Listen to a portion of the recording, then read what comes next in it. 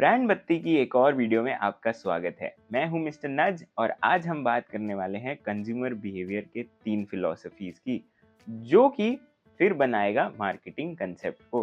तो एंड तक बने रहिए और एग्जाम्पल तो बिल्कुल मिस मत करना।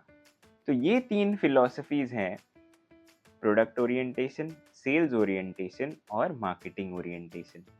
आगे बढ़ने से पहले आपको बताना चाहता हूँ एक गुड न्यूज़। हमारी वेबसाइट पे 2 ब्रांडिंग एआई टूल्स लॉन्च हो चुके हैं। पहला है ब्रांड स्कोर और दूसरा है ब्रांड आइडेंटिटी। फर्स्ट वाले से आप अपने ब्रांड स्कोर को चेक कर सकते हैं कि आपका ब्रांड कहाँ खड़ा होता है, और दूसरे से अगर आपको एक नया ब्रांड खुद बनाना है तो आप उसका मिशन विजन जो भी है वहाँ से जनरेट कर सकते हैं। ज़रूर चेकआउट करें, लिंक डिस्क्रिप्शन में है। चलिए टॉपिक पे वापस आते हैं। तो आज हम बात करने वाले हैं 3 फिलॉसफीज की। पहले फिलॉसफी की बात करते हैं जो है प्रोडक्ट ओरिएंटेशन। 1850 से 1920s तक एक प्रोडक्ट ओरिएंटेशन एरा रहा है। इन्वेंशंस हो रहे थे, नए नए प्रोडक्ट्स मार्केट में आ रहे थे और लोगों की ज़िंदगी आसान बनाने का काम हो रहा था।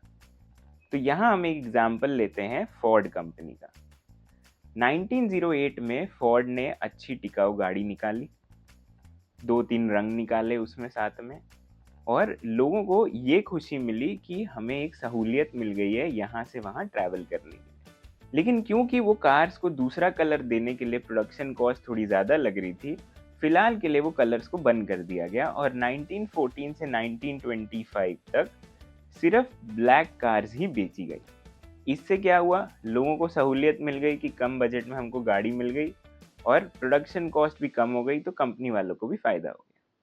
लेकिन 1925 आते आते अब लोगों को नया वेरिएशन चाहिए था उसके अंदर।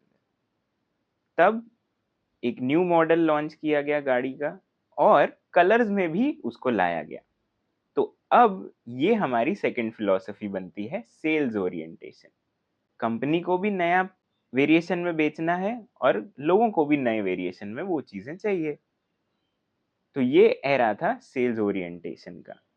अब 1950s आते आते कंपनीज को लगा कि हम अपना प्रोडक्ट और कैसे बेचें। तब उन्होंने लगाया तीसरी फिलॉसफी जो थी मार्केट ओरिएंटेशन। यानी उस प्रोडक्ट को कोई इमोशन से, कोई हैप्पीनेस, कोई एक्साइटमेंट, देशभक्ति, ऐसी सब चीज़ों से जोड़ो कि लोग उसको रिलेट कर पाएं। तो ये 3 philosophies, product orientation, sales orientation और मार्केट ओरिएंटेशन, तीनों मिला के एक मार्केट कंसेप्ट बनाती। इस मार्केट कंसेप्ट का बेस्ट एग्जाम्पल है केएफसी।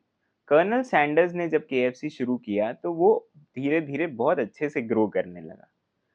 अब उन्होंने क्या किया, एक मोटल खरीदा।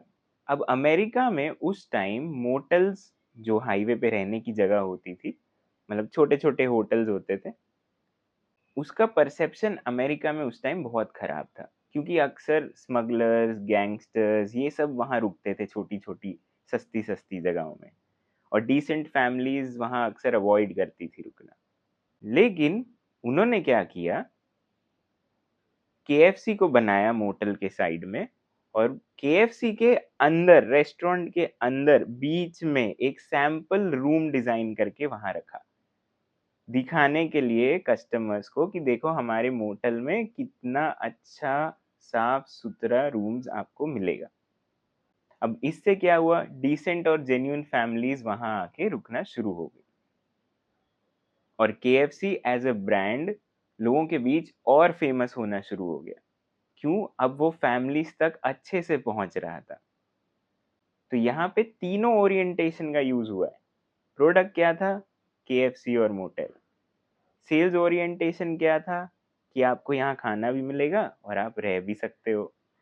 और तीसरी चीज मार्केट ओरिएंटेशन, कि यहाँ आपको फैमिली, हैप्पीनेस, सिक्योरिटी, एक्साइटमेंट सब मिलेगा। तो कितने बेहतरीन तरीके से ये तीनों फिलॉसफीज यहाँ बैठती हैं।